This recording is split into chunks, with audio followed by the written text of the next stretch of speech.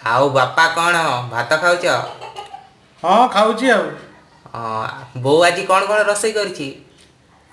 ଏଇ ଶାଗ ଭଜା କରିଛି, ପାମ୍ପଡ଼, ଡାଲି, ଆଳୁ ବାଇଗଣ ଭର୍ତ୍ତା, କଞ୍ଚା ଲଙ୍କା, ଲୁଣ।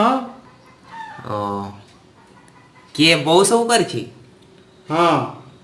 ଆଚ୍ଛା, ହଉ ଖାଅ।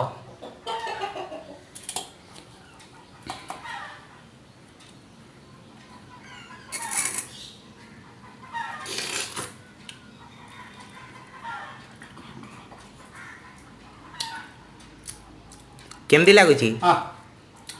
ଆଳୁ ବାଇଗଣ ଚଟଣି ମସ୍ତ ଲାଗୁଛି। ବଢ଼ିଆ ଲାଗୁଛି। ବଢ଼ିଆ ଲାଗୁଛି। ସେଇଟା ମୁଁ କରିଛି। ଶାଗ ଭଜା କେମିତି ଲାଗୁଛି? ଶାଗ ଭଜା ବଢ଼ିଆ ହେଇଛି।